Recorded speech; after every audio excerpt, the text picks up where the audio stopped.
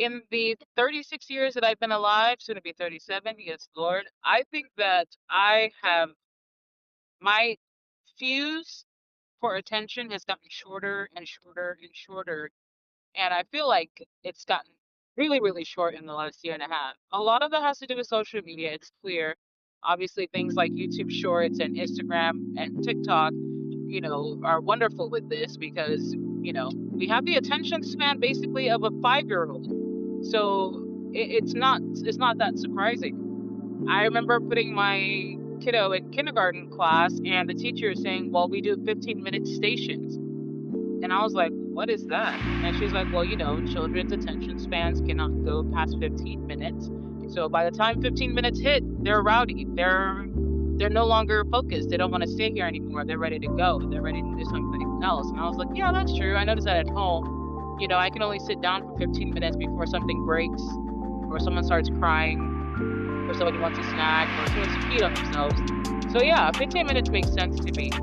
But when I start seeing that I also am on a 15-minute cycler in my life, then I'm like, do I have attention deficit disorder or not? And maybe I do have attention deficit disorder. That's fine. But the real moment that I noticed this for myself was when I was doing a remote job in 2025. And it was my first full-fledged remote job, full time, ooh, I got a laptop and all the things and a special keyboard. And I have to talk to patients and do a face-to-face and do a whole documentation on the patient. And this was me basically trying to transition out of working full-time 12-hour shifts in the hospitals and trying to have more of a stable life at home. This was kind of a bad decision, but it was a good decision nevertheless. Just a side note as a nurse practitioner, because I did learn this other aspect of chronic care management, which is great. But I also realized that working in your house and your kid looking at you through the office door and trying to understand why can't you come out and give me food? What do you mean you're doing something else? What is this? Doing that threw them off, and it threw me off too when I tried to balance the two somehow, bathing kids while answering calls. It just wasn't the best, and I didn't realize how stressed I was until the company closed up. Company went bankrupt and decided to shut down, and it was really a blessing in disguise. Okay, so while I was actually working the job, I was only in it for 9 months before they closed down, but I had to do video visits with patients, and I realized some of these video visits, they were probably around 15, 20 minutes if I was good, if I asked questions that led to other follow-up questions in a really seamless way, and I was documenting as I was talking to patients. And I realized I could talk to patients, give really great questions in a way that was super engaging, and the patients really felt connected to me, and I felt like I was connecting, and it was wonderful. We laughed and we all in every moment that required those sort of responses. But after the 15 minutes, and I hung up on the phone call, I physically had to stand up and walk away from the office, not just the desk or that corner. I would really and truly walk out of the office and walk outside and stand up. I felt like I gave my all in that 15 minutes. I felt like I gave my full energy, my full time. Now, I felt very childish, right? Because 15 minutes is really? 15 minutes? There are a lot of things that you do in this life as a grown-up, okay, that is longer than 15 minutes. But 15 minutes on a phone call, a very simple call, the patient wasn't complicated at all, and there weren't too many medications and so many diagnoses to deal with. But the 15 minutes I realized was my stride. That was my perfect home run.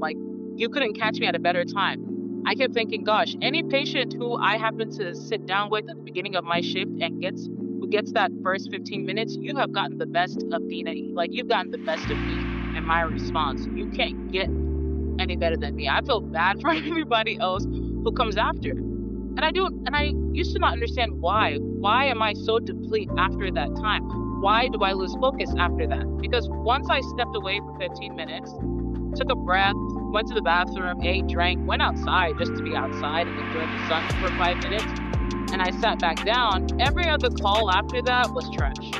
For me, not from the patient standpoint. Me, my behavior, my attitude, my lack of energy, my interest, my forgetfulness was higher. I just was not my best. Now, patients didn't obviously notice that because it wasn't that big a deal, but I noticed there was a significant difference or significant decline in my responsibility. Just me. I felt like I gave all my energy in those 15 minutes. Those 15 minutes were huge.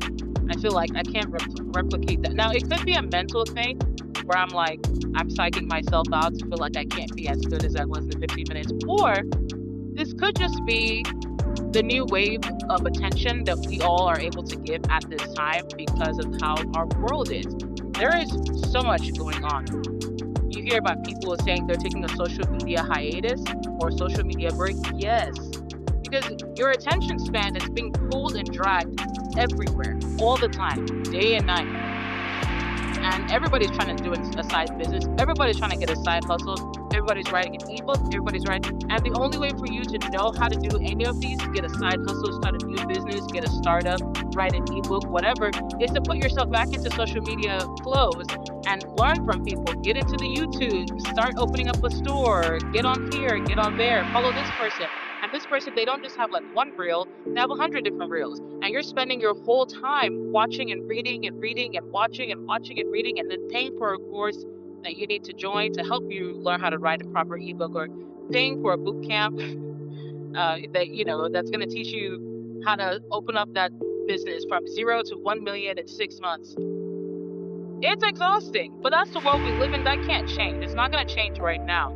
But what that has caused, or what it's led to, is now not having an attention span beyond 15 minutes that's not worthy of the time that I give it. I'm only able to give you my best within the 15-minute increment, and that's it, and I have to back out. I even noticed that when I day trade. When I'm in a trade, anything beyond 15 minutes has got me completely berserk. My mind is off. I don't know what to do. Should I get out of the trade? Should I not? 15 minutes? After that, I can't. I've spent 15 minutes setting up my chart. I take a break for an hour or two. I come back. Now I'm in the trade for like 5 minutes. Okay, now we're going 10 minutes. Okay, it's not hit my take profit yet.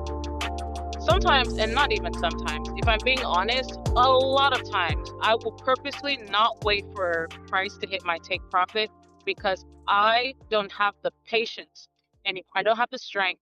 I'm not strong enough. I'm weak. My 15 minutes is up, and I don't have it in me anymore to keep aiming for the take profit. Because, that take profit looks so far. If this candle doesn't fill up quickly and hit it, I'm done. I'd rather just take my little whatever and go. And that's exactly how I feel. So, am I saying this because it's a bad thing? Like, does she feel bad?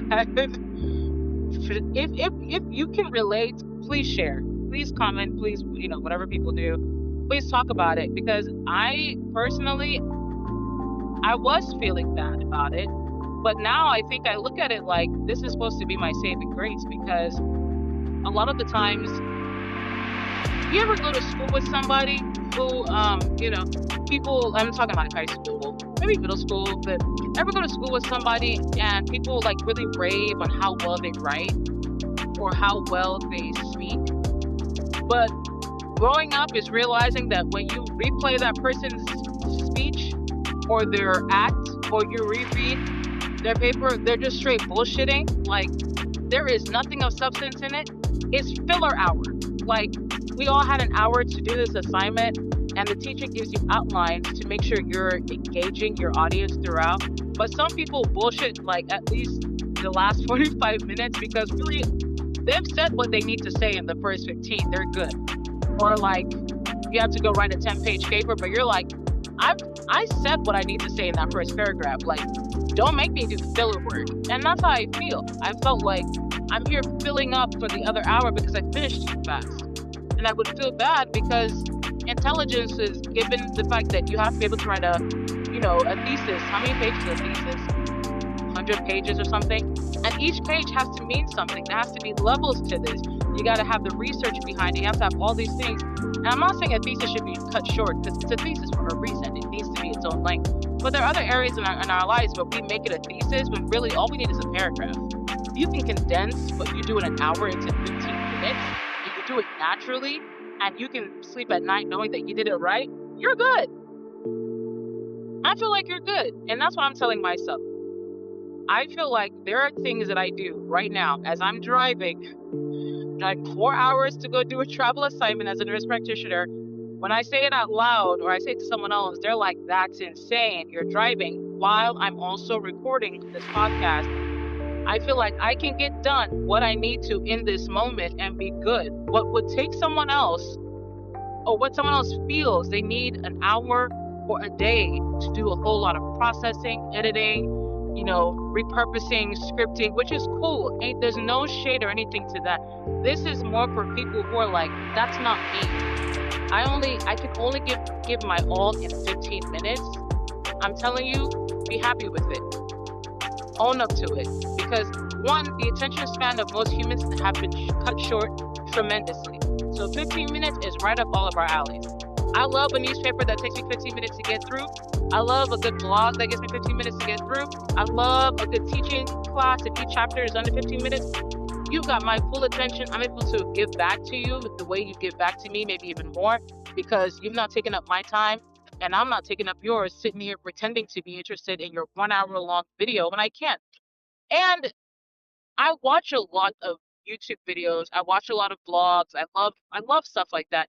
I don't care if it's an hour or 2 hours. Let me tell you what's going to happen. I'm going to listen to the first 5 to 15 minutes and I'm going to pause it and go do something else.